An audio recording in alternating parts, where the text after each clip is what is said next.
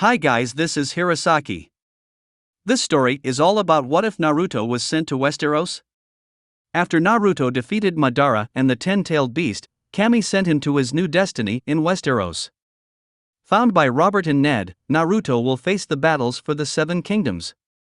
Now the stags, wolves and lions must deal with the fox as Naruto will shift the game for the Iron Throne. Welcome aboard! Chapter 1, Winter is Coming.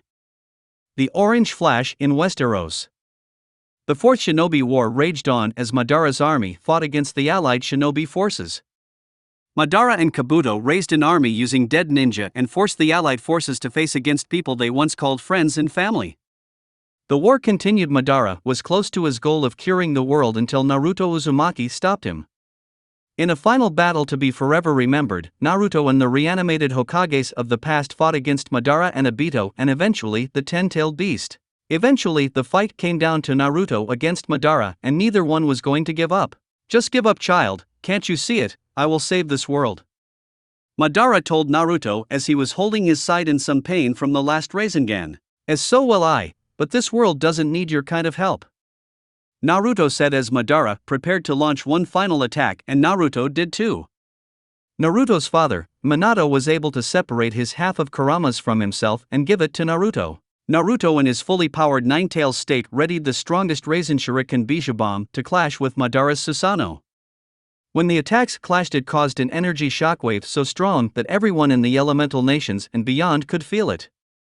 Madara's Susanoo couldn't stand against the power and he was killed by the sheer force of the blast and disintegrated.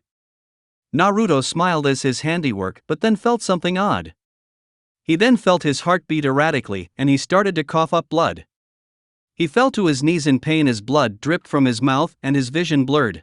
Naruto knew he was going to die, but he was okay with that. As long as the world was safe, he was okay to die. He fell forward and closed his eyes as his heart finally stopped. Kami took pity on the boy, seeing him die to save a world and people that originally hated him. Kami saw the strength in the boy and decided he should get at another life. So, Kami opens a portal and Naruto's body is pulled through. Naruto weakly opened his eyes only to see shining light. He heard a voice, a soft voice. "The child of destiny. Your job with your world is done. I won? Everyone is safe?" Naruto asked. "Yes, your selfless sacrifice saved your world. But your body and soul cannot survive there. You have been granted another chance to live," Kami said. "Another chance? To start all over, that would be nice." Naruto smiled. "Yes, you will bring upon great change in Westeros," Kami said as Naruto was transported to his new home. Robert Baratheon and Ned Stark were riding back after the war against the Targaryens. They were both tired and wanted to go home. Then a bright flash of light startled them and their horses as they went crazy. They calmed their horses down to see what they didn't think was possible. A portal formed from the light and a body fell out and hit the ground. The portal instantly closed, but not before it sent a bright flash of light into the sky, and the second it did that, a sword fell from the sky and landed next to the boy. Ned and Robert got off their horses and ran to the boy to find him unconscious and bloody.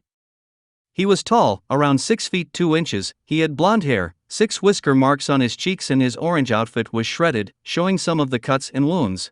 "It's a young man, he's unconscious," Ned said. "What happened to him?" Robert asked. "I don't know, but he needs help," Ned said as Robert picked up the boy and put him one of the spare horses. Ned then grabbed the sword that fell and they left for King's Landing. Winter is coming.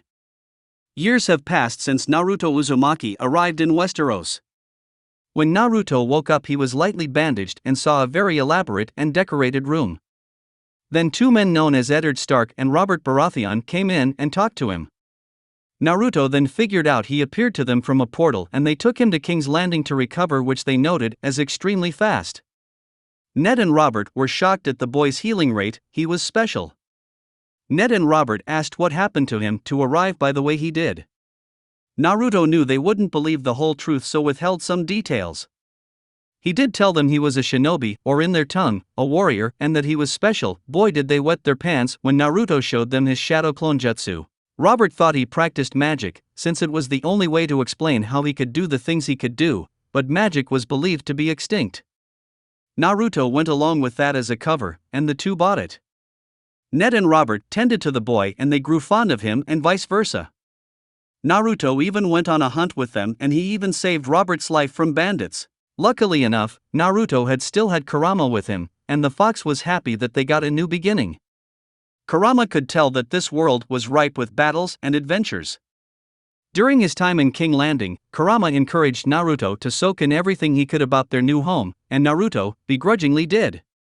He learned the Westeros history, customs, and soon became a master of their warfare. With the help of his shadow clones, Naruto became a master of combat, besting Ned in sword fighting and was a master archer. Ned then gave Naruto the sword that appeared when he came into their world. The sword was similar to Ned's Valyrian steel great sword but was a little smaller. Its crossguard was smaller and curved and the blade was not as wide as Ned's but just as long. The grip was dark orange and crimson, the blade was jet black and the end of the grip had Kurama's face on it. Naruto figured it was a gift from Kami. Naruto tested it and it was much sharper and stronger than Valyrian steel. Naruto called it Kyubi in honor of Kurama, and his face was on the hilt. Robert's rule as king went with relative peace, but he was getting too comfortable and putting on a lot of weight. Robert asked Ned to look out in the north and stand watch in Winterfell. Naruto volunteered to go with him to help Ned watch over the north as repayment for taking care of him. Start of the TV show canon. In one of the training courtyards in Winterfell, Bran was practicing his archery skills with the help of Jon and Robb while Ned and Kat watched. Bran's first attempt, he missed and hits a barrel on the side. Bran was frustrated at this and everyone could see it. Jon then pats him on the shoulder, "Go on. Father's watching, and your mother," Jon said as Bran looked to see Ned and Kat smiling at him. Bran then pulled another arrow back but his bow arm was unsteady and when he released the arrow, it flew over the target and hit the trees. Jon and Robb laughed as Bran was getting more frustrated. "And which one of you was a marksman at 10? Ned asked, as the others stopped laughing but still smiled. "Keep practicing, Bran. Go on. Don't think too much, Bran," Jon said as Bran pulled back an arrow. "Relax your bow arm," Robb said as Bran tried. Before Bran could fire, another arrow zoomed past them and hit the dead center of the target. They turned to see Arya with a bow. She smiled and gave a curtsy but before Bran could act, a knife flew through the air and sliced her arrow in half. "Not bad, Arya. Not bad," Naruto said, hanging upside down with his legs hooked on the ceiling. He then flipped and landed next to her and pat her on the head as she smiled. "For the record, Ned, I was a marksman at 10. Naruto said as he walked out to join Bran and the others as Ned and Kat smiled. "Bran, you're thinking too much. Relax your mind, it must come to you like reading or walking. Think of it as an extension of your will," Naruto told Bran. Naruto then grabbed his bow and fired an arrow at the second target, hitting the dead center. He then drew a second arrow and hit the same spot, splitting that arrow in half. "See?" Bran smiled as Naruto helped him and Robb and Jon smiled as well. But the smile on Ned's face was the most notable. Years have passed since he and Robert found Naruto and he has grown. He has become quite the strapping young man, but hasn't aged as much as the others. Naruto told him his magic makes his age slower. Despite that, Naruto is family to Ned and the others think so as well. All of the Starks are very fond of Naruto. Kat sees him as a son and the others see his family. He is like a big brother to Arya and Bran, mentoring them, looking out for them and making sure they stay safe. Naruto had helped raise the Starks and they all admired him, especially Jon, Robb and Sansa. He and Sansa were particularly close, and they suspected that they had feelings for one another.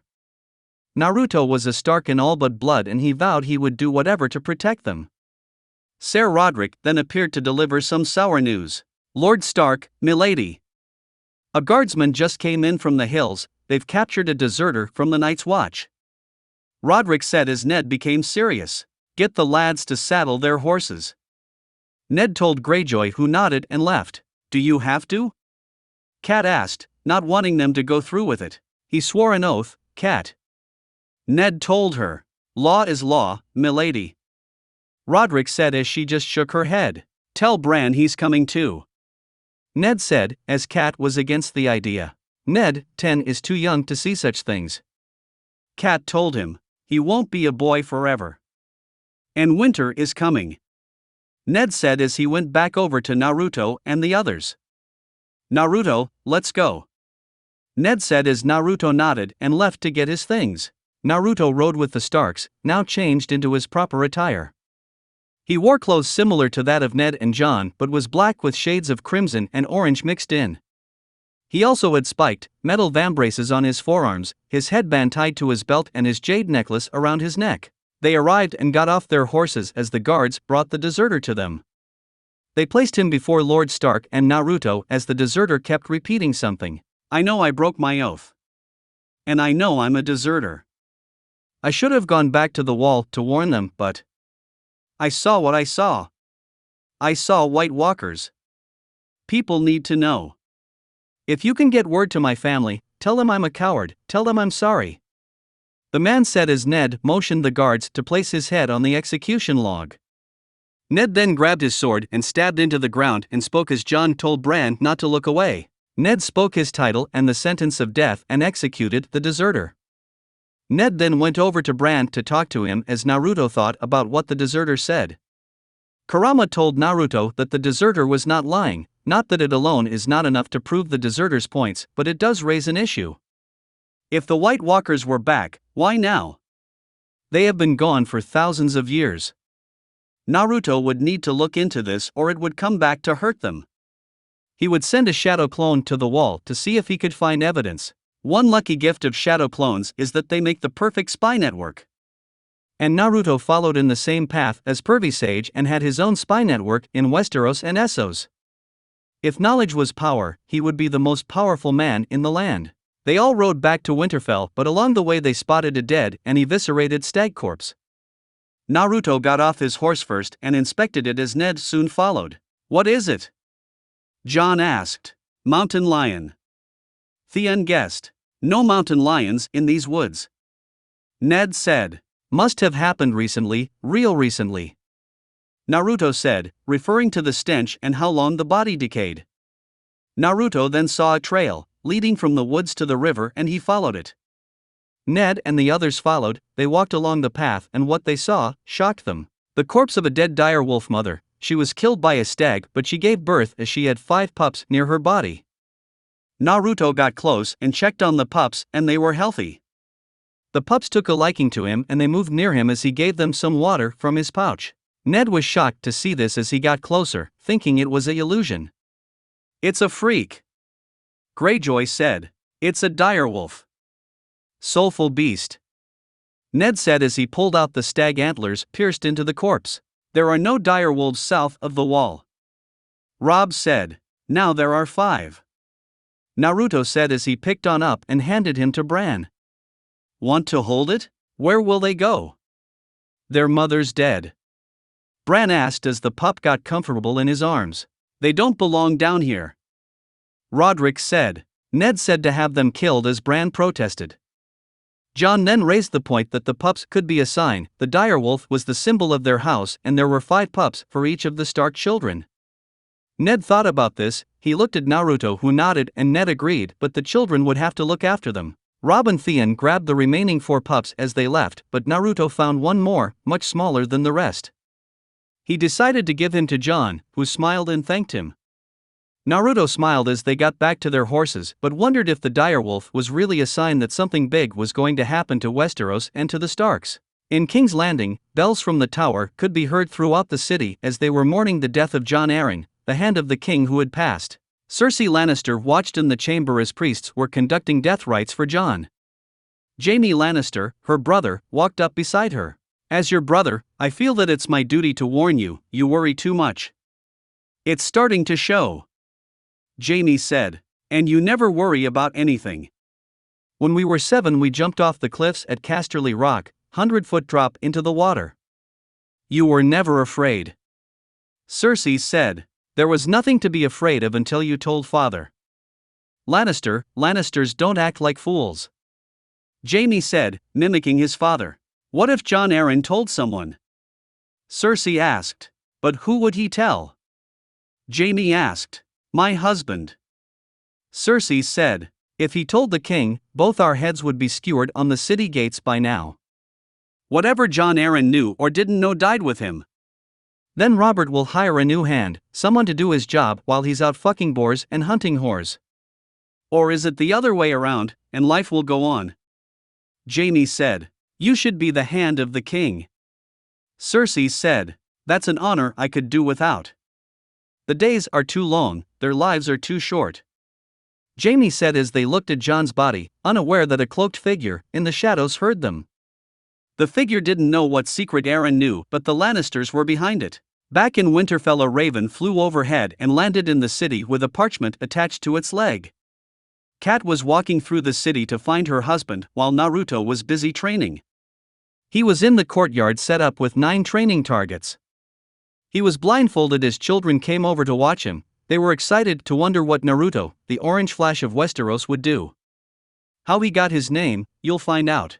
Naruto relaxed his body as he moved his hands to grab his remaining kunai off his belt. He then threw one at the target in front of him, then threw 2 to his right and left, threw 2 more at each pair as they flew through the air.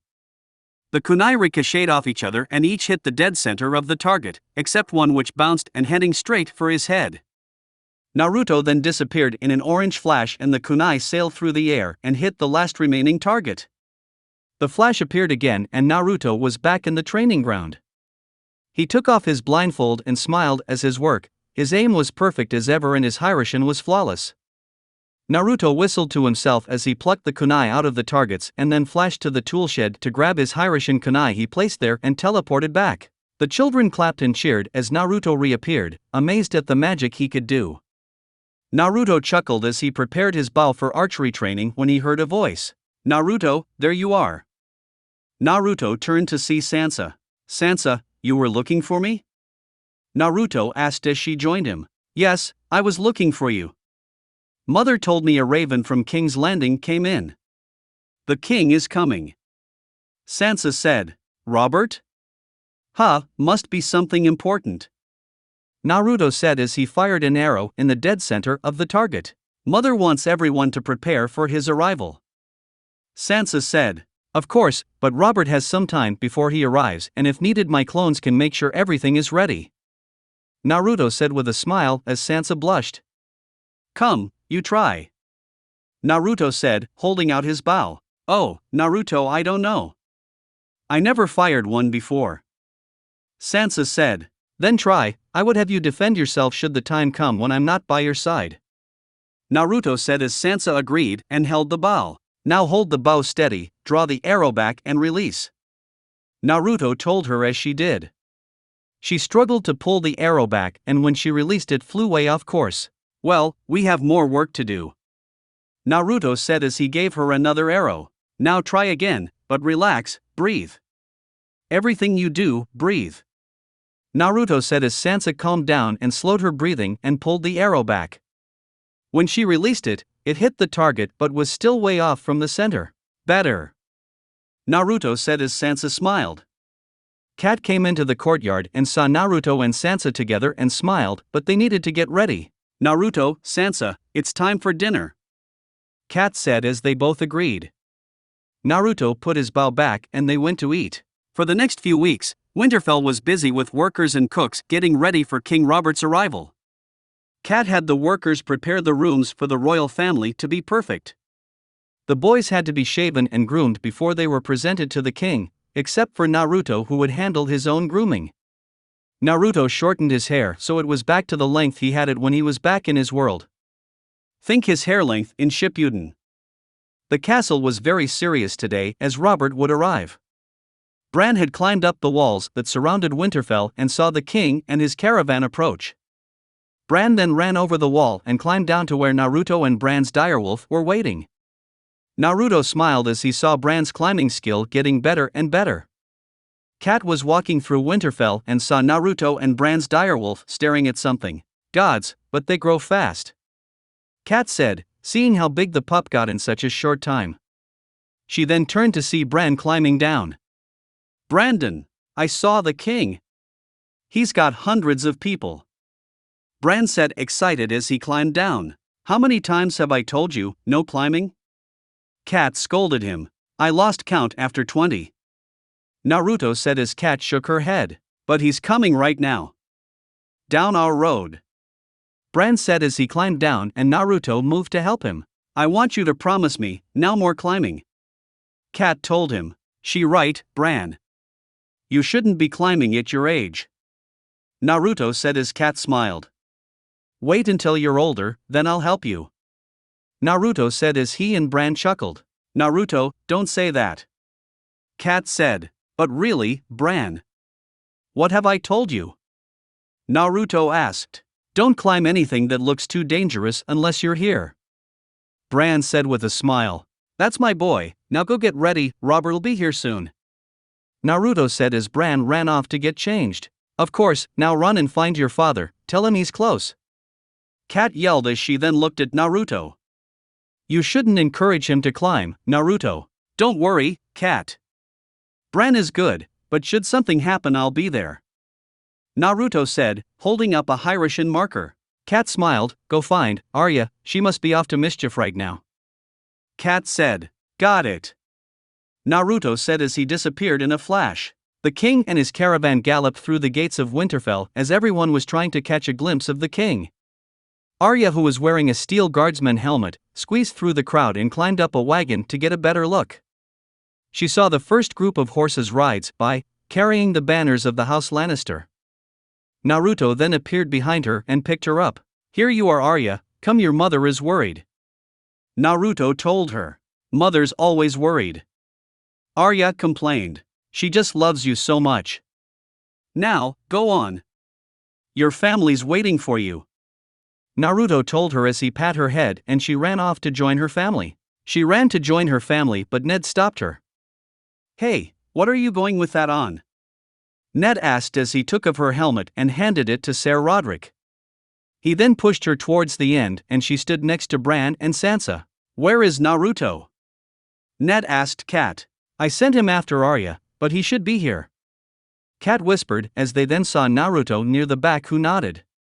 They nodded back as Naruto joined them and he stood next to Cat. The royal caravan they entered the courtyard with Jaime Lannister in the front and Prince Joffrey behind him. Joffrey had this smug look on his face as he smiled at Sansa, who was hesitant to return it. Then the next person to walk in was a large man on a horse with Growling Dog helmet on his head. He opened it to reveal he was Sandor Clegane, the Hound. Then the royal carriage entered and behind that was King Robert. Naruto raised an eyebrow, he was a lot fatter than when he last saw him. Everyone then kneeled as Robert rode up to them.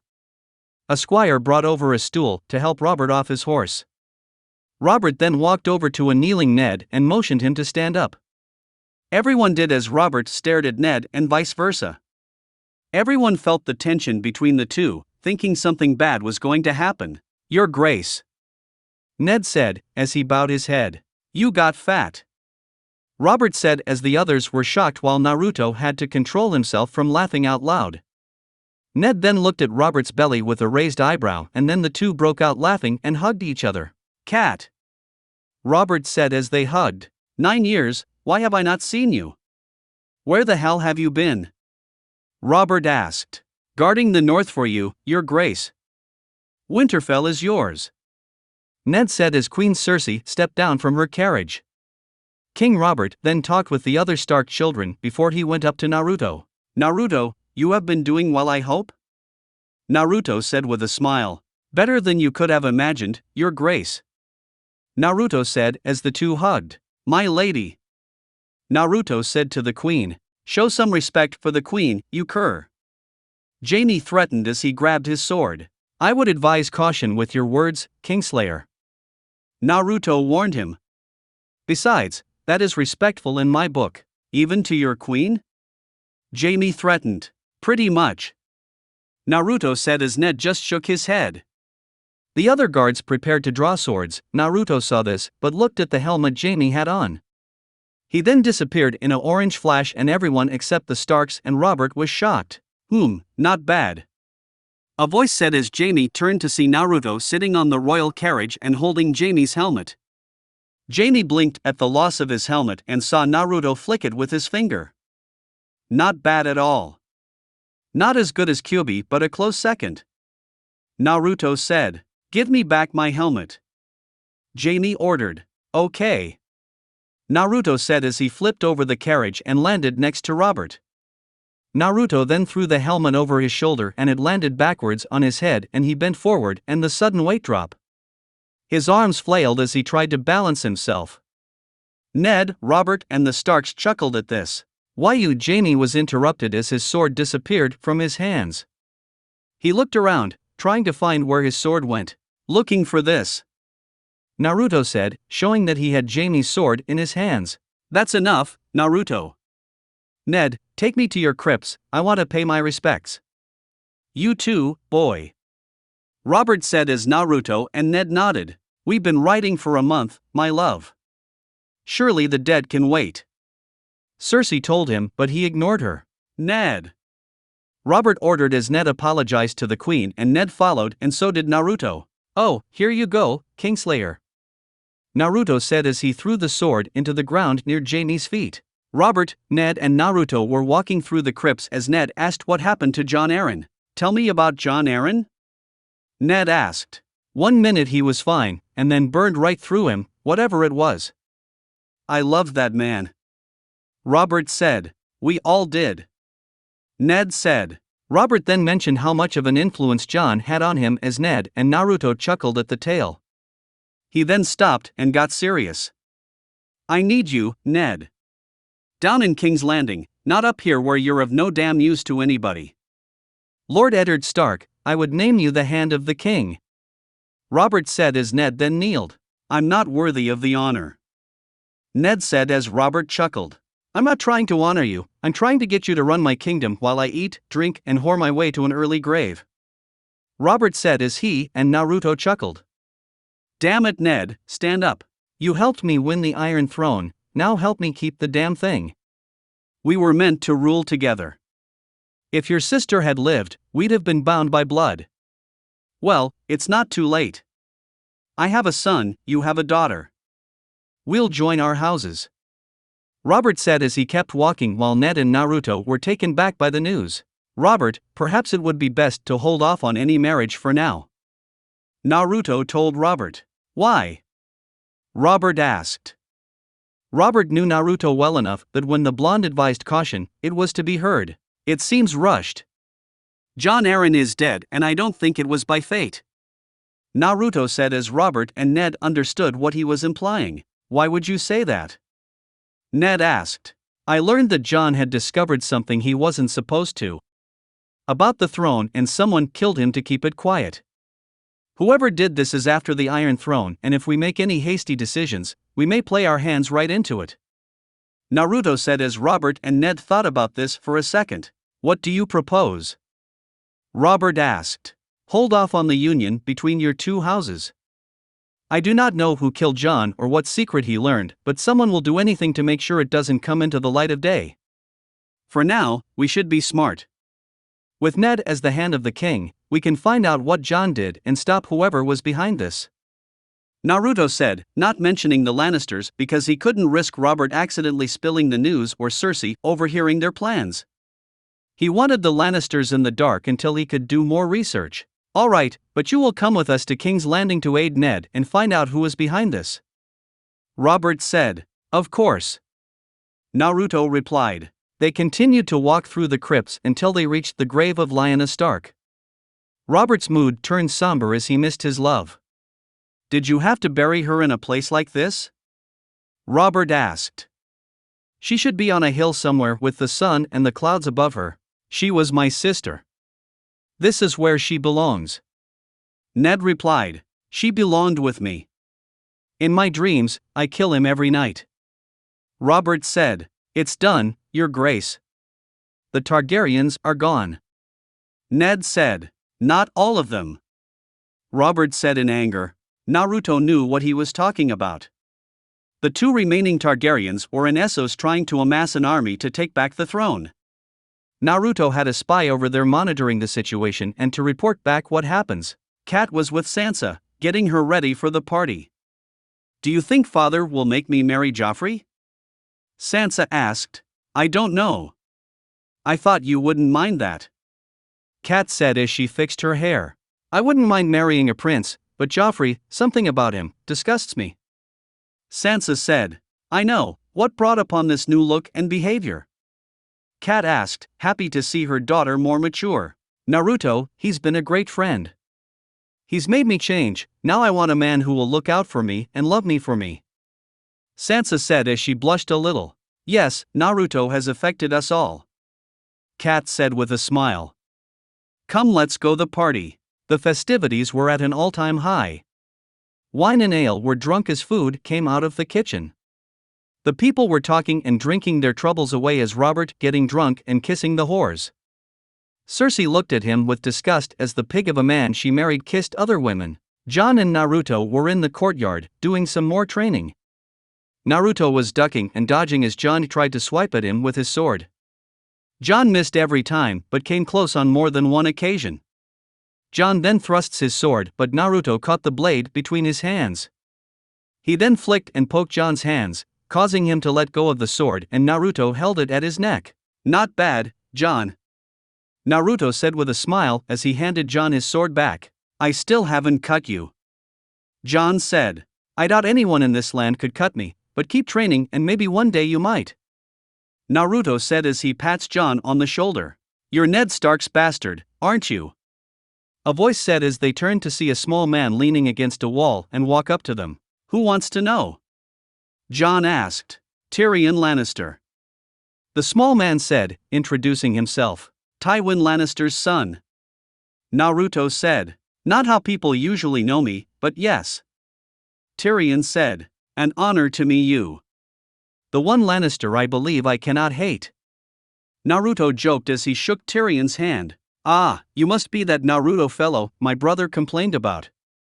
He wouldn't shut up at how a boy took his helmet and sword without him looking. Tyrion joked. My bad, but I'm called the Orange Flash for a reason. And you should tell that brother of yours to pull the stick out of his ass. Naruto said as Tyrion and Jon laughed. I will do so, but that is harder than you might think. Tyrion said. Well, if you excuse me, I must eat. Naruto said as he left and waved goodbye. Naruto entered the dining hall to see the festivities in full swing. Everyone was having a merry time, including Robert, who was getting too frisky with the maids. Naruto just shook his head. He then grabbed a cup of water and an apple and walked past the queen and Kat. Kat, your grace. Naruto said as he bowed and then threw his apple up and then caught it and took a bit. Kat just chuckled as Cersei looked at her. That boy, Naruto, he's an interesting one. Cersei said as they saw Naruto sit next to Sansa, who smiled and moved closer to him. Yes, he is. He's the most caring young man you can ever meet and yet be as strong and ruthless as possible if the ones he cares for are in trouble. Kat said with a smile as she saw Sansa giggle as Naruto talked to her. She leaned next to him, her head on his shoulder as Arya laughed as well. Arya then flicked some food over at Sansa but Naruto used a plate to block it. He gave her a look as she chuckled. Naruto then nodded at Rob, who understood, and took Arya to bed. The festivities had ended as many of the drunks had fallen asleep and Ned and Kat retired to their bed. Kat was complaining that she didn't want him to go to King's Landing. Then they heard a knock on the door and it was Naruto. Ned told Naruto to come in as Naruto seemed to have a look on his face. Forgive me, Ned, Kat, but a writer came in the night from your sister, he had this. Naruto said, giving Kat the note. Kat read the note and then threw it in the fire. What news? Ned asked. She's fled the capital. She says Jon Arryn was murdered by the Lannisters. She says the king is in danger. Kat said as Ned didn't know what to think while Naruto figured he was right. Cersei and Jaime are behind this, if not Tywin was. Naruto, is this what you spoke of? Ned asked. Yes, I found out the Lannisters were involved in the Arryn's death, but I could not risk letting them find out, which is why I kept that part to myself. Naruto said. If this news is true and the Lannisters conspire against the throne, who but you can protect the king? They murdered the last hand, now you want Ned to take the job. Kat said. If the Lannisters want the throne, Ned and I are the only ones who can protect Robert and expose their treachery.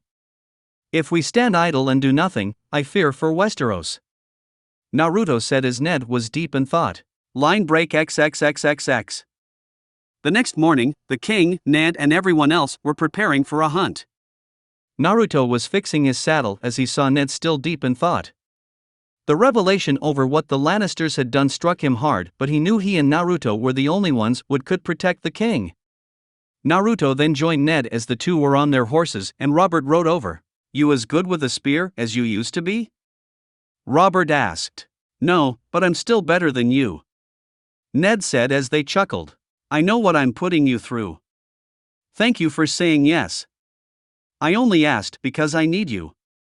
You're a loyal friend, you hear me? A loyal friend. One of the last I've got. Robert said as he looked at Naruto, who smiled back. I hope I serve you well. Ned said. You will. And I'll make sure you don't look so fucking grim all the time. Robert said as he chuckled. Good luck with that. Naruto joked. They left on their hunting trip as Bran got back to climbing. He climbed up the old lookout tower with great skill, and as he reached the top he heard a woman moaning. He climbed over to the window and was shocked to see what he saw. Jaime Lannister and Cersei Lannister were together with him, thrusting into her from behind, and she was taking it like a dog in heat. Jaime pulled his sister into his chest as he kissed her neck, but Cersei saw Bran in the window as he tried to climb down, but Jaime grabbed him. Are you completely mad? Jaime asked. He saw us. Cersei said in a panicked state.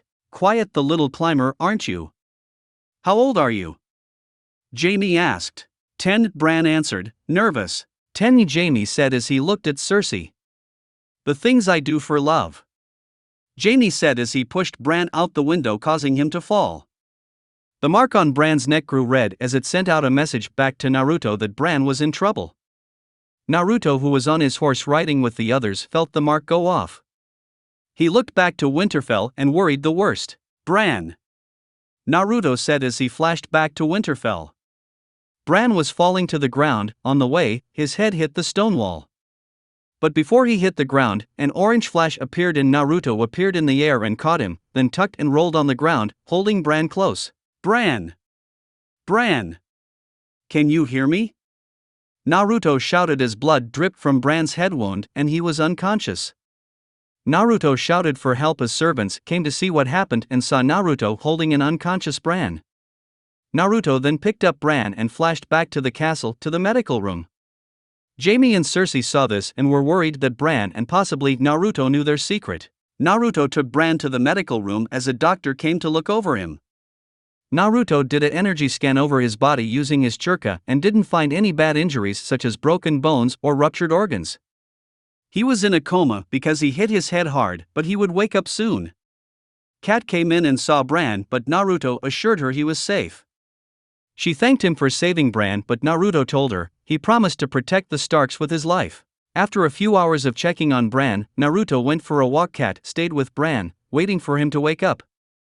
Naruto walked out to the stables and saw Joffrey with the Hound as his bodyguard talking to Tyrion. He got closer and heard what Joffrey was saying. My mother's been looking for you. We ride for King's Landing today. Joffrey said. Before you go, you will call on Lord and Lady Stark and offer your sympathies.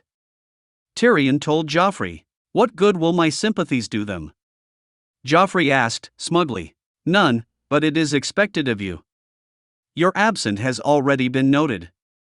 Tyrion told him. Boy means nothing to me. Joffrey said as he looked at the Hound. Besides, I can't stand the wailing of woman. Joffrey was cut off as Tyrion slapped him in the face hard. One word and I hit you again. Tyrion said. I'm telling mother.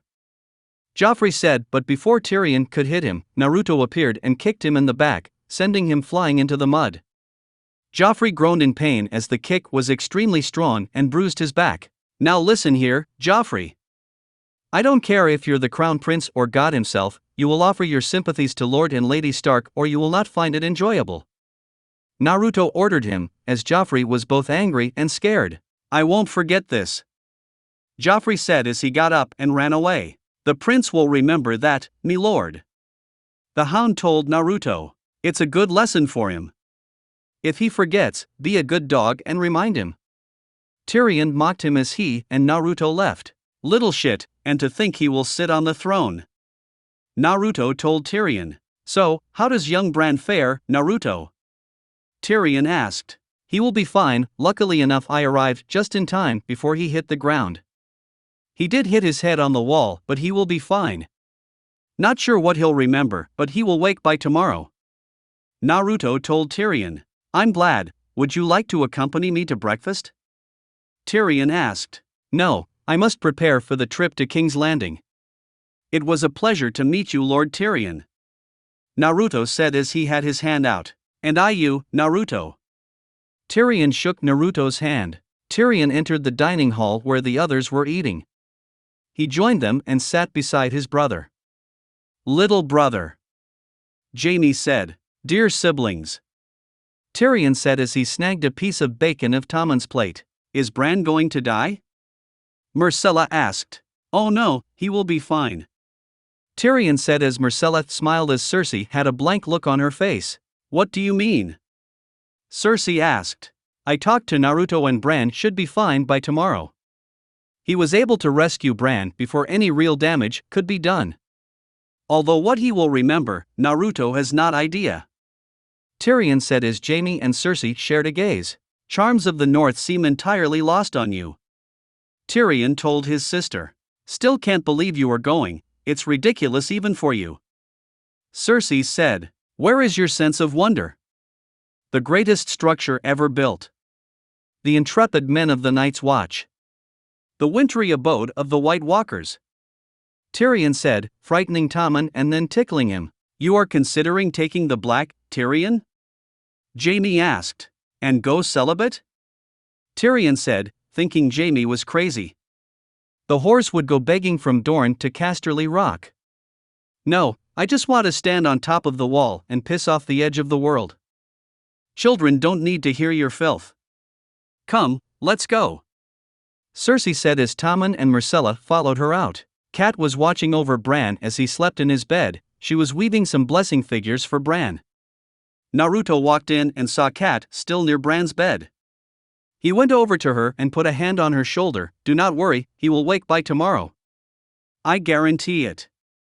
Naruto said as Cat gave Naruto a small smile. Cersei then walked into the room as Cat got up and bowed and Naruto gave a small head bow and excused himself. He walked back into the courtyard and joined Jon, who was by the forger, inspecting his sword. Jon and Naruto loved the blade he forged and the blacksmith was just finishing the final touches. Jaime Lannister saw them and walked to them. A sword for the wall? Jaime asked. Already have one. Jon replied. Good man. Have you swung it yet? Jaime asked. Of course, I have. Jon said. At someone I mean. Jaime said. Oh, he has, but has not landed a hit. But what can you do against the orange flash? Naruto said as he chuckled and Jon lightly punched him in the arm. I trust you'll find training is much different than fighting. Jaime said. We have protected the country for 800 years. Jon said. I'm sorry, we? Have you taken your vows yet? Jaime asked. Soon enough. Jon replied. Give my regards to the Tower Watch, and if you fail, it's only for life. Jaime said with a smirk and left. Arrogant prick. Naruto said as he grabbed the finished sword and he and Jon went to find Arya. Arya was in her room repacking her clothes with the help of her direwolf, Nymeria. She put the clothes in her trunk as Naruto and Jon entered the room. I had it set for day but now I have to fold them again. My things weren't properly folded, she says. Who cares how they're folded, they're going to get all messed up anyway. Arya said in frustration. It's good you got help. Jon said looking at Nymeria who was sitting next to the bed. Watch.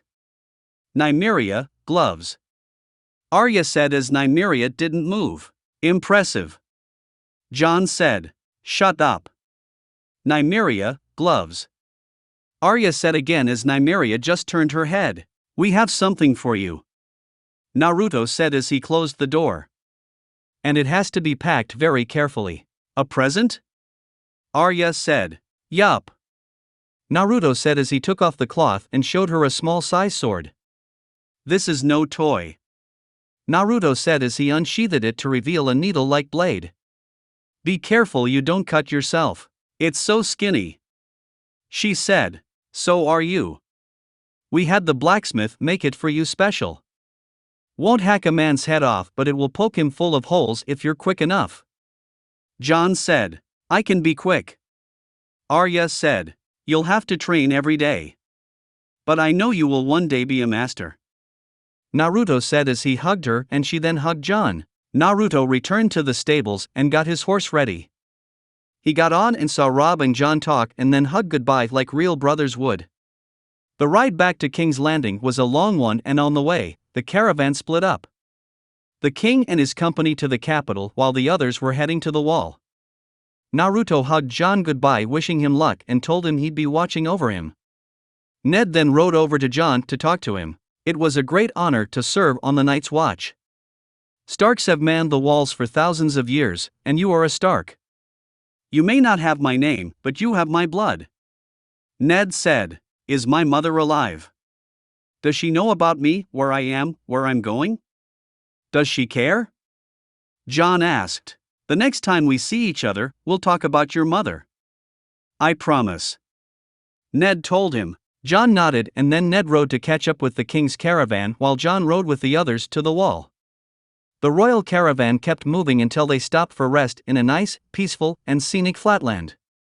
Robert and Ned were sitting together and eating as Naruto was with Sansa and Arya. God, this is country. I have half a mind to leave them all behind. I have half a mind to go with you. Ned said. What do you say, just you and me on the King's Road, swords at our sides, couple of tavern wenches to warm our beds tonight? Robert said. If you'd have asked me 20 years ago. Ned chuckled. There were wars to fight, women to marry. Never had the chance to be young. Robert said. I recall a few chances. Ned said as they laughed. I swear if I wasn't your king, you would have hit me already. Robert said, chuckling. The worst thing about your coronation, I'll never get to hit you again. Ned said as they laughed. Trust me, that's not the worst thing. Robert said as he handed Ned a note. There was a rider in the night. Ned read the note. Daenerys Targaryen has wed some Dothraki horse lord. What of it? Should we send her a wedding gift? Ned asked. A knife perhaps, a good sharp one, and a bold man to wield it. Robert said. She's little more than a child. Ned said. Soon enough that child will start spreading her legs and start breeding. Robert said. Please tell me we're not speaking of this. Ned said. Oh, it's unspeakable to you. What her father did to your family, that was unspeakable. What Rhaegar Targaryen did to your sister, the woman I loved. I'll kill every Targaryen I get my hands on. Robert said in anger. You can't get your hands on this one, can you? Ned asked. This Khal Drogo, it said he has 100,000 men in his horde. Robert said. Even 1,000,000 Dothraki are no threat to the realm. As long as they remain on the other side of the narrow sea, they have no ships, Robert. Ned told Robert. There are still those in the 7 kingdoms who call me usurper. The Targaryen boy crosses with a Dothraki horde at his back, the scum will join him.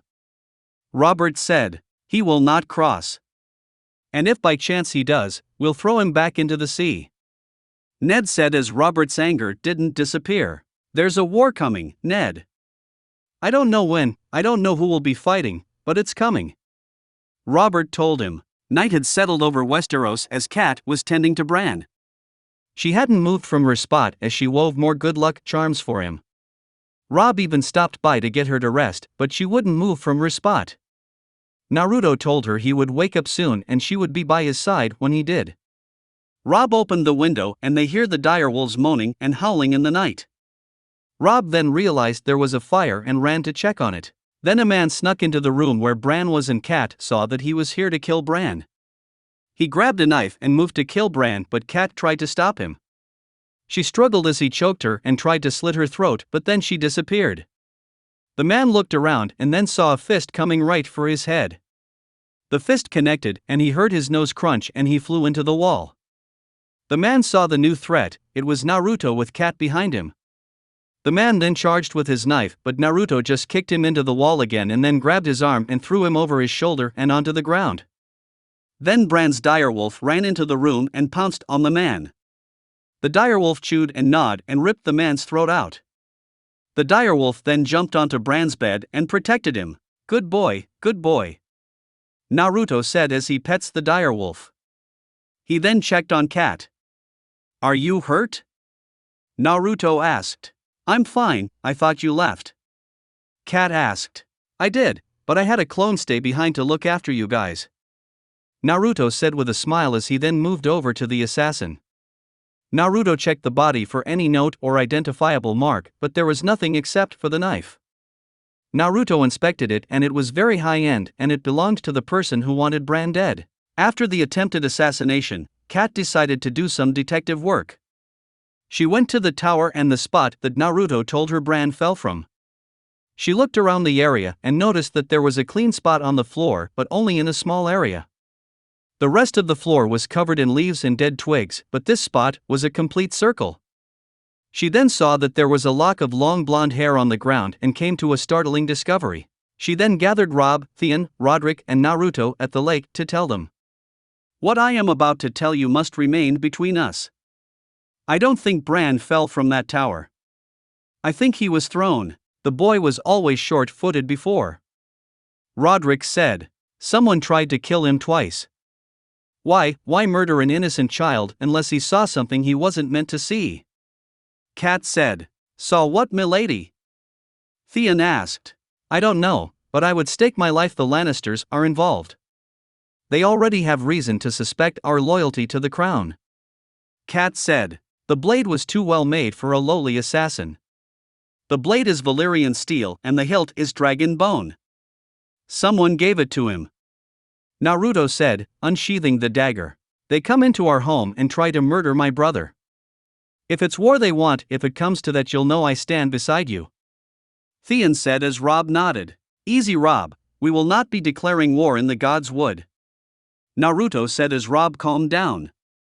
"Now we have no proof of any of this, and if we go making baseless claims then it will do us no good. But Ned should be told," Naruto said. "I do not trust a rave to carry these words," Kat said. "I will go to King's Landing." Rob said. "No, there must always be a Stark in Winterfell." Kat said. "She's right. Right now, we must act as if nothing has changed or we will tip the Lannisters off. I will send a message back to myself with Ned, but it would be best to come from you, Kat. I will create another clone to accompany you," Naruto said as Kat smiled. "Thank you, Naruto," Kat said, grateful. "What about Bran?" Rob asked. "I will continue to watch over him, but Theon take number of any guard or traveler coming and going from Winterfell. If they tried twice, they're more than likely to try again," Naruto said as Theon nodded. "Rob, keep the direwolves around the castle, they will let us know if an intruder comes," Naruto said as Rob nodded. "For now, we do nothing else until Bran wakes or Ned tells us. Bran will wake up by tonight and we shall see if what he knows is worth killing for. Something tells me, Kit, this whole situation is going to get very complicated very fast," Kurama said. "I know, Kurama. Are you ready to fight if this comes to war?" Naruto asked. "Born that way," Kurama said with a smile. The king's caravan reached the crossroads inn on the way down to the capital. It was a bustle with activity as the knights and guards set up tents and were discussing matters while workers quickly got to work helping the king and the family settle in. Ned entrusted Naruto to look after Sansa and Arya as he talked with Robert, and Naruto agreed. Naruto changed his outfit so he now wore a lighter version of his heavy Winterfell clothing since the heat was becoming an issue. He wore a crimson long-sleeve jacket as an orange shirt and a pair of dark blue pants. He had his headband on his buckle, his jade necklace around his neck and Kyuubi strapped around his waist. He found Sansa and the two were walking through the area as Sansa was walking her direwolf, Lady. They walked through the encampment, watching the guards move back and forth carrying supplies as several of Cersei's maidens spotted Naruto and giggled. Naruto just shook his head as he and Sansa kept walking. An old man stepped in front of them. "Pardon me, sir," Sansa said to the man. The man just creepily stared at her, wide-eyed. The hound then walked up behind Naruto and Sansa. "Do I frighten you so much, girl, or is it him that's making you shake?" Sandor asked. "He frightens me too, look at that face." "I'm sorry if I offended you, sir," Sansa told the man who just walked away. Creepy," Naruto said. "Why won't he speak to me?" Sansa asked. "He hasn't been very talkative these days, or for that fact the past 20 years. Since the Mad King had his tongue ripped out with hot pincers," Sandor said as Sansa gagged a little. "Thank you for the notice, Sir Hound," Naruto said as he nodded and Sandor nodded back. "Come on, Sansa. Let's find Arya," Naruto said as they walked away. Joffrey then walked up and stared at Naruto with anger and jealousy. That stupid blonde-haired, whiskered-faced freak hit him, and now he was getting too close with his future wife. Joffrey seethed in anger as he followed them. Sandor just shook his head and left. Naruto and Sansa walked along the river with Lady when they see Arya and the son of the butcher of the inn, Micah, sparring with wooden swords. Naruto sees that Arya is doing pretty well. "Move your feet, Arya," Naruto said as this catches Arya off guard and Micah pokes her with the wooden sword and she falls to the ground. Naruto and Sansa chuckle as Micah helps her up. "Naruto, you messed me up," Arya said. "We'll let that be your first lesson, never take your eyes off your opponent," Naruto said as he pats her on the head and held her practice sword. "You're Micah, correct?" "Yes, sir," Micah responded. "I'm not knight, there's no need for sir." "You fought very well," Naruto said as Micah smiled at the praise. "But shouldn't you be helping your father for tonight's feast?" Naruto said as Micah went wide-eyed. "Right, I best be off," Micah said as he gave his wooden sword to Arya. "Goodbye, Sir Naruto," Micah said as he ran off. "I told you, I'm not a knight," Naruto yelled as he ran, and Arya and Sansa giggled. "I can tell." They heard a voice and turned to see Joffrey walk to them, with a smug smile on his face. "How can you tell her how to fight if you're not a knight? Leave him alone," Arya said, but Naruto put a hand on her shoulder. "It's okay, Arya. True Prince Joffrey, I am not knight, but I have never been bested by anyone," Naruto said as Joffrey got a smile on his face. "Well, then shall we put that to the test?" Joffrey said as he unsheathed his sword. "Very well. I could do with some practice," Naruto said as he unbuckled his sword and gave it to Sansa. "Naruto, what are you doing?" Sansa asked, concerned. "I won't need it," Naruto said as he used Arya's wooden sword. Joffrey then charged at Naruto and stabbed at him, but Naruto just spun around Joffrey and knocked the sword forward, causing Joffrey to almost lose his balance. Joffrey seethed in anger as he turned to face Naruto. He gripped his sword tighter and swung at Naruto. Joffrey swung back and forth, trying to hit Naruto, but Naruto either dodged or used the wooden sword to block it. Naruto then blocked a sword strike and tripped Joffrey as he fell on his face. Naruto saw this and put the wooden sword down to help the boy up. "You alright, Joffrey?" Naruto said as his hand out to help Joffrey up. Joffrey then swung his sword at Naruto's head as Naruto moved back at the last second and only a piece of his hair was cut off. Arya and Sansa saw this and were shocked. "Leave his alone," Arya and Sansa yelled as Joffrey got back up and swung at Naruto, who ducked and dodged from Joffrey's sword strikes. "I'll gut you, you cunt," Joffrey yelled in anger as continued to swing, but Naruto then ducked and threw Joffrey over his shoulder. Joffrey rolled on the ground and groaned in pain as he got back up. "That's enough, Joffrey. The fight is over," Naruto told him as he got his sword back from Sansa and strapped it back on his belt. The three then left, but Joffrey got so angry, he grabbed his sword and charged at Naruto. Just as he was about to stab him in the back, Naruto quickly spun around, unsheathed his sword and swiped back, slicing the back of Joffrey's right hand, and hit hard enough to knock Joffrey's sword out of his hands and into the river. Naruto then kicked him in the chest and Joffrey fell on his back, groaning in pain. "I said the fight was over," Naruto said as he pointed his sword at Joffrey, while Lady and Nymeria growled at the prince. Naruto then sheathed his sword and they walked away. A true prince wouldn't belittle himself by seeking pointless vengeance.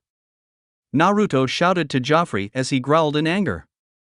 He then thought up of an idea to get the blonde in trouble. Night had settled over the inn as Naruto was with Ned, Sansa and Arya and they were enjoying themselves, talking and eating, but then a king's guard came into the room and told them that the Lannisters had ordered them to stand before the king.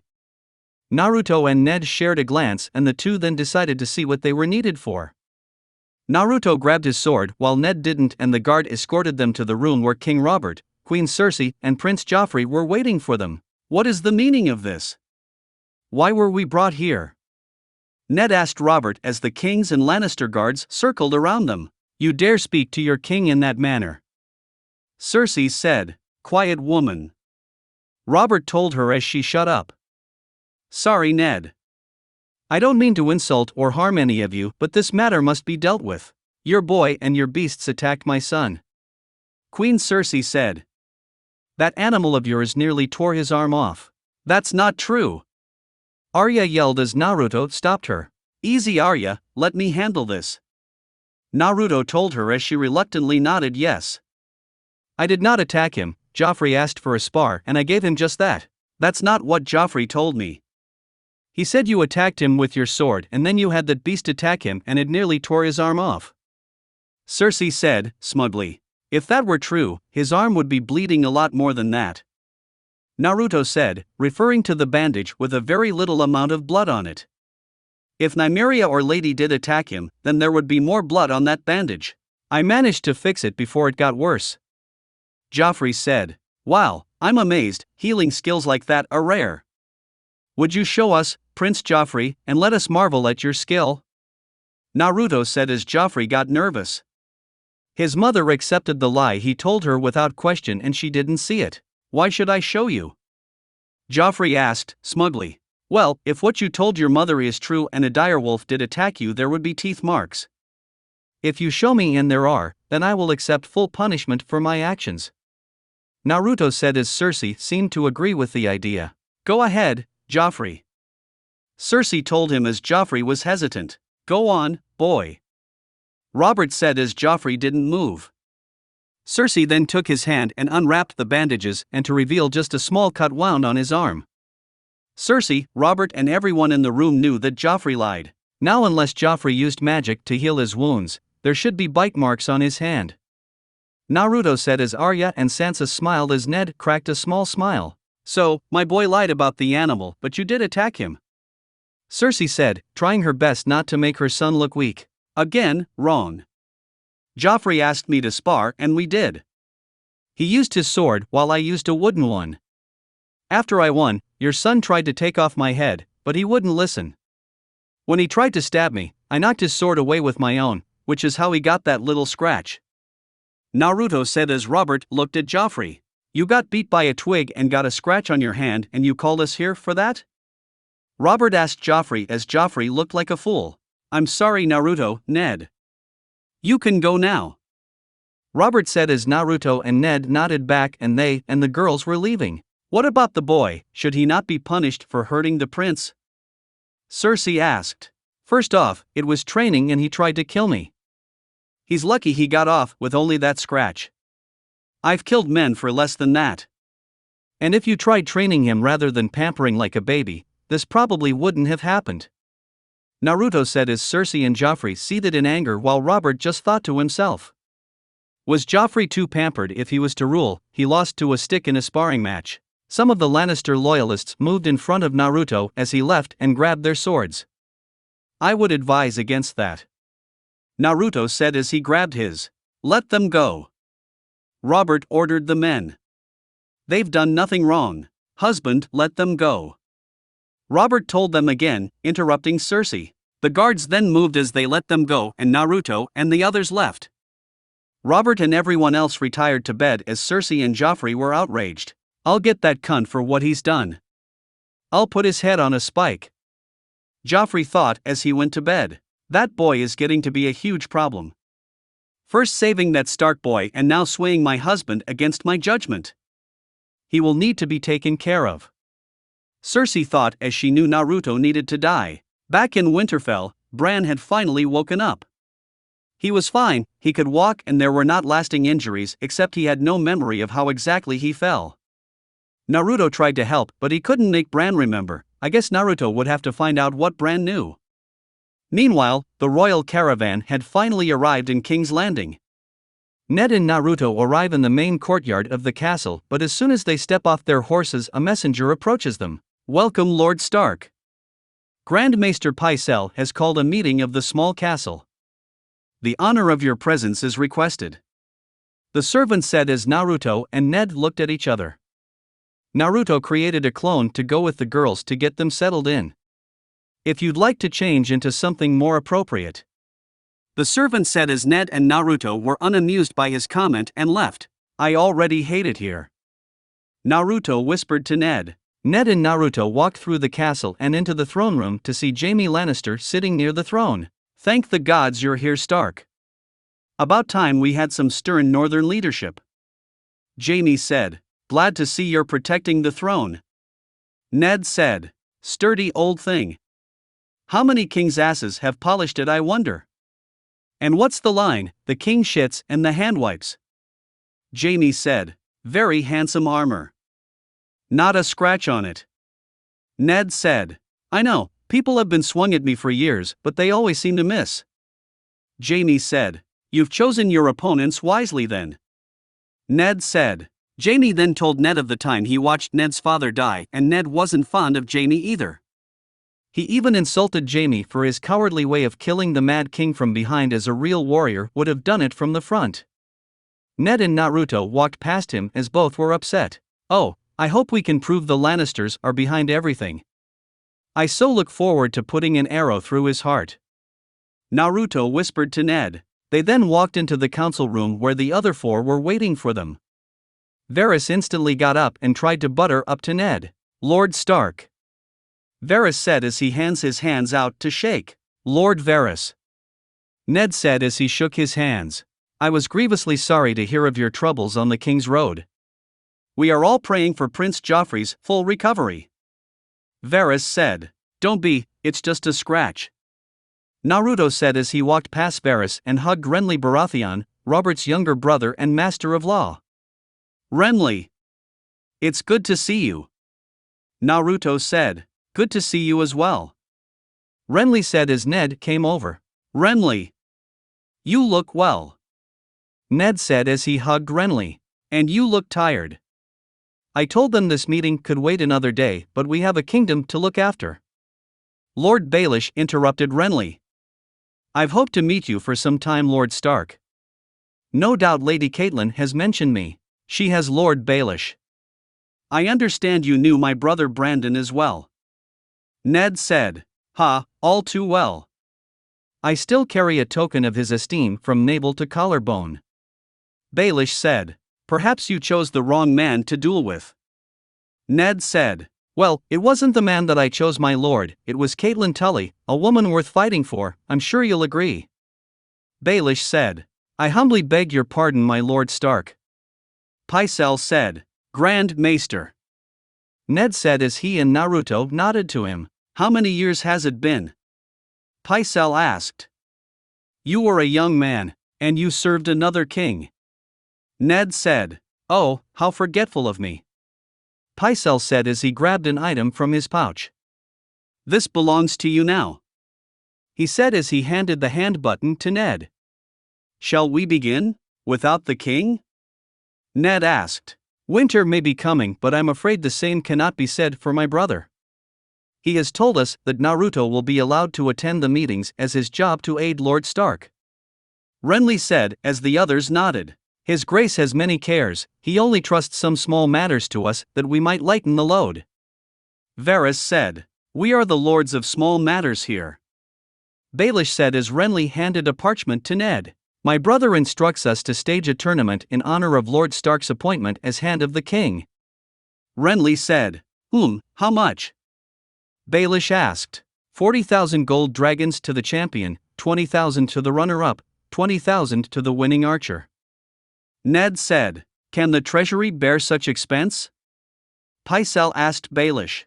"I'll have to borrow it, the Lannisters will accommodate, I expect.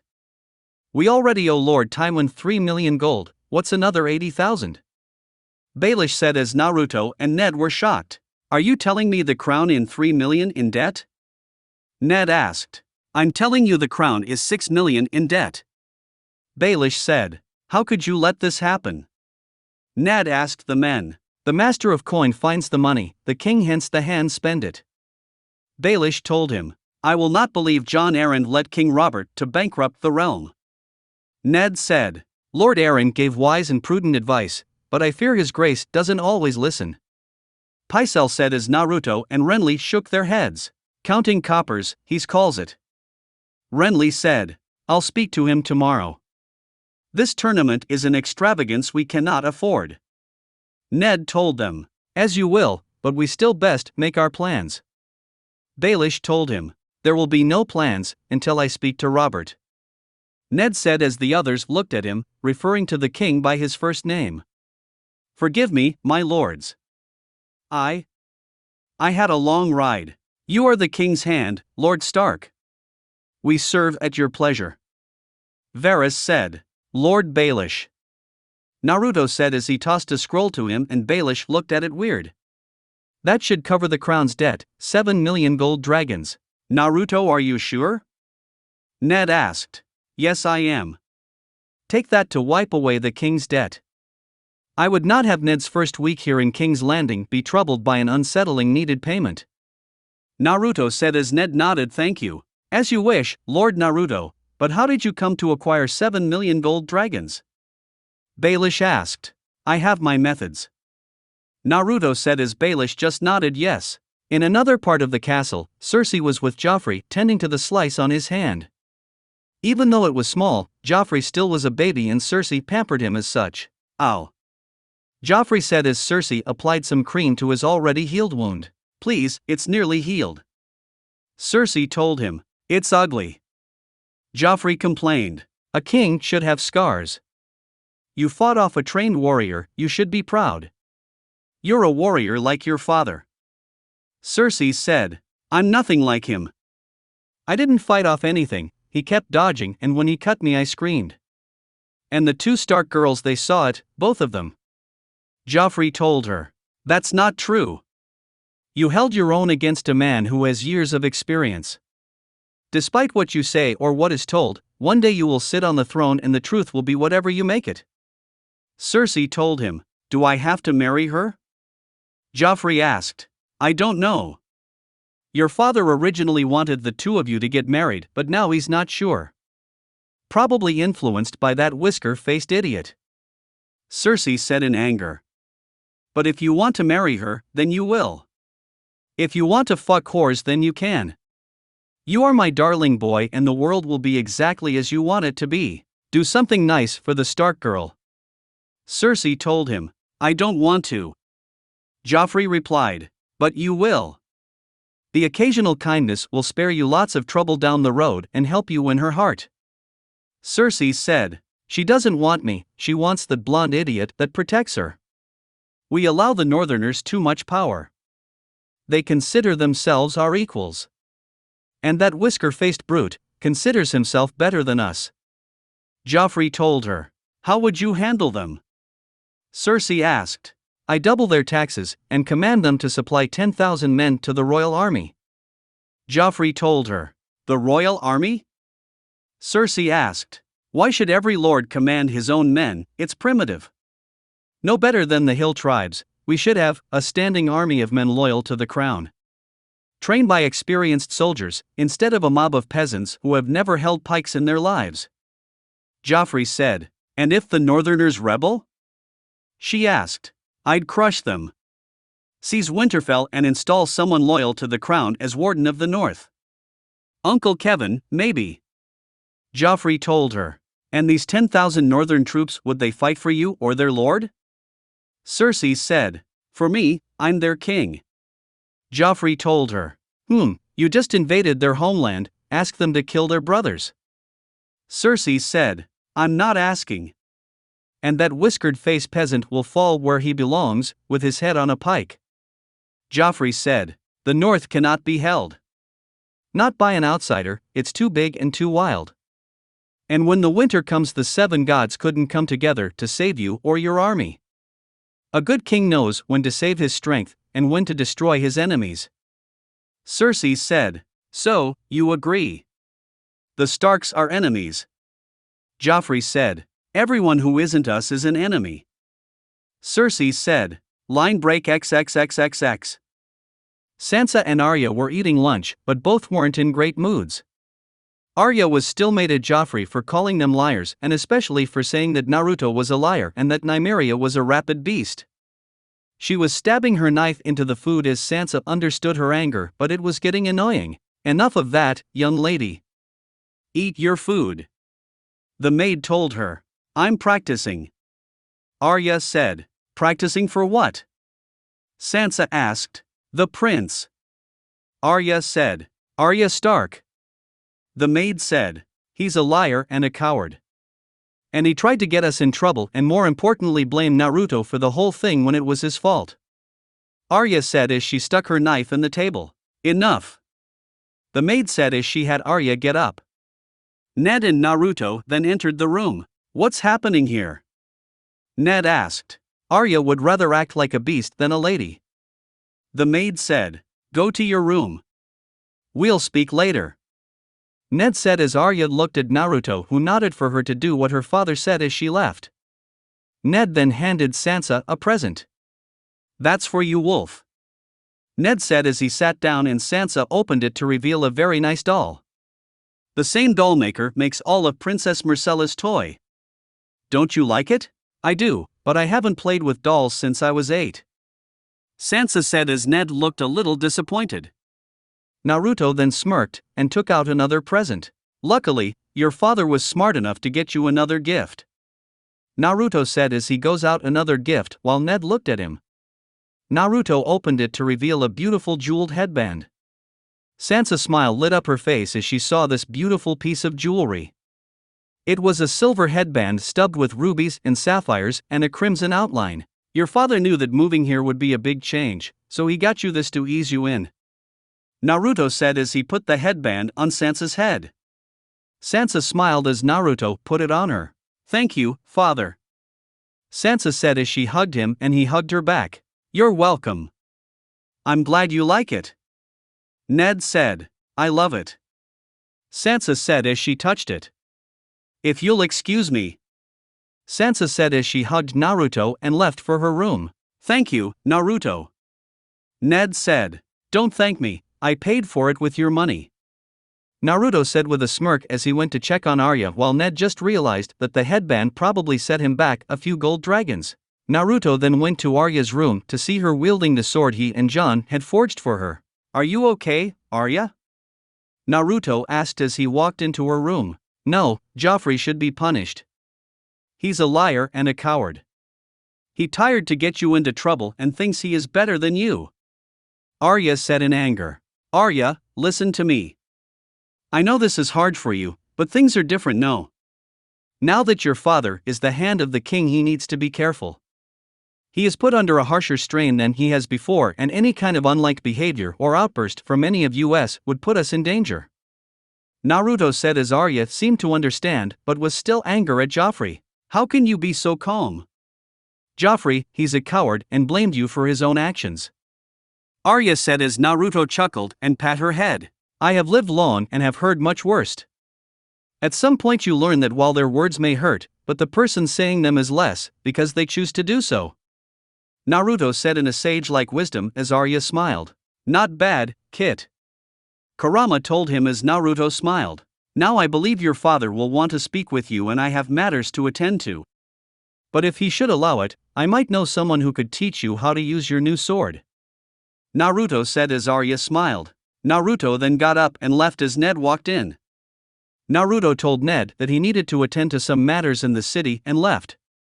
He then flashed away to his clone, who disappeared, and the real Naruto took his place. Kat saw this and smiled that the real Naruto was with her. It made her feel safer. They rode into the city. As people came and went, merchants were selling their items and guards were monitoring everything. "Are you sure about this, Kat?" Naruto asked. "It's been 9 years since I stepped foot in the capital, and no one knew who I was the last time I came either," Kat told Naruto as they rode through the entrance and two guards rode up to them. Kat, Naruto said, welcome to King's Landing, Lady Stark. Would you mind following us? The guard asked. I would, we've done nothing wrong. Kat told them, we've been instructed to escort you into the city. The guard said, instructed? I don't know who's providing your instructions, but follow me, Lady Stark. The guard interrupted her and handed her a parchment. Kat and Naruto did as the guard led them to one of brothels of King's Landing. Naruto didn't like this, who ordered for Kat to be brought here, and Kat wasn't pleased with this either. The guard led them through the brothel to the top floor and a private room where Lord Baelish was waiting for them. Kat, go on. Baelish told the prostitutes. You little worm. Kat yelled as she threw the parchment at him. You take me for some back alley Sally you can drag into it. She was cut off as two more prostitutes entered but were quickly sent away by Lord Baelish. I meant no disrespect, to you of all people. Lord Baelish said. How dare you bring me here, have you lost your mind? Kat asked. No one will come looking for you here, isn't that what you wanted? I'm truly sorry about the locale. Baelish said. How did you know I was coming to King's Landing? Kat asked as Baelish pointed to Lord Varys who just entered. A dear friend told me. Baelish said. Lady Stark. Varys said. Lord Varys? Kat said as Naruto saw she wasn't pleased to see him here. To see you after so many years is a blessing. Your poor hands. Varys said as he moved to touch her, but before he could, Naruto grabbed his hand and squeezed hard as Lord Varys groaned in pain. Mind your touch. Naruto warned him as he let go, but Varys rubbed his hands in pain. How did you know I was coming? Kat asked. Knowledge is my trade, my lady. Now is why you came here, I have no idea. Varys said as Naruto smiled. Varys may be the master of whispers, but Naruto's spy network was far better than his. That is of a private matter, Lord Varys. One that does not require you to witness. Naruto told him as Varys looked at Naruto, but Kat agreed. I'm afraid you must leave, Lord Varys. Kat said as Varys looked at Baelish, who reluctantly nodded yes. Of course, my lady. Varys said as he left. When he did, Kat told Naruto to show Lord Baelish the dagger. Naruto unwrapped it and tossed it to him. Do you know whose dagger this is? Kat asked. There is only one dagger like this in all of the 7 kingdoms, it's mine. Baelish said, which shocked Naruto and Kat. Yours? Naruto asked. At least it was until the tournament on Prince Joffrey's last name day. I bet on Ser Jaime on the jousting as any man would, when the Knight of the Flowers unseated him. I lost this dagger. Baelish said. To whom? Kat asked. Tyrion Lannister, the imp. Baelish told her. Later in the day, Ned received a message raven from Winterfell telling that Kat was here. He figured that was the business Naruto needed to attend to. As to where she was, Lord Baelish told him he had her at the whorehouse to keep her safe. After a small fracas, the four discusses what to do now that they knew the knife belonged to a Lannister. The mere suggestion of the Queen's brother trying to kill your boy is treason. Baelish told them. We have proof. We have the blade. Kat said. Which Lord Tyrion will say was stolen from him, the only man who could say otherwise has no throat thanks to your boy's wolf. Lord Baelish said. Peter has promised to help us find the truth. He's like a little brother to me, Ned, he would never betray my trust. Kat told Ned. I'll try to keep you alive for her sake. A fool's task admittedly, but I've never been able to refuse your wife anything. Baelish said. I won't forget this. You're a true friend. Kat said. Don't tell anyone, I have a reputation to maintain. Baelish said. Even though Lord Baelish agreed to help, Naruto didn't trust him. He was far too fond of Kat to not hold any kind of resentment to Ned. He was also a very tricksterish kind of man, seeking power, and Naruto needed to keep an eye on him. Back in the castle, Jaime entered Cersei's room as the two argued. How could you be so stupid? Cersei asked in frustration. Calm down. Jaime told her. He's a child, 10 years old. What were you thinking? Cersei asked. I was thinking of us. You're a bit late to start complaining about it now. What has the boy told them? He asked. Nothing, he said nothing, he remembers nothing. Cersei said. Then what are you raving about? Jaime asked. What if it comes back to him? He tells his father what he saw. Cersei said. We'll say he's lying, he was dreaming, we'll say whatever we like. I think we can outfox a 10-year-old. Jaime said. And my husband? Cersei asked. I'll go to war with him if I have to. They can write a ballad about us. The war for Cersei's cunt. Jaime joked as Cersei slapped him hard across the face. She tried slap him again, but he caught her arm and spun her around and hugged her close. Let me go. She told him. The boy won't talk. And if he does, I'll kill him. Him, Ned Stark, the king, that whiskered face idiot, I'll kill the lot of them until you and I are the only people left in this world. Jaime told her. Unknown to them, one of Naruto's clones heard the whole thing and was even able to record it on a new voice recording seal he made. Naruto smirked. As soon as he was able to show Ned and Robert this, the Lannisters were going down. That's it for this reading. Hit like and subscribe for a free ticket pass going to the different worlds of anime fanfiction. Looking forward to having you on board again.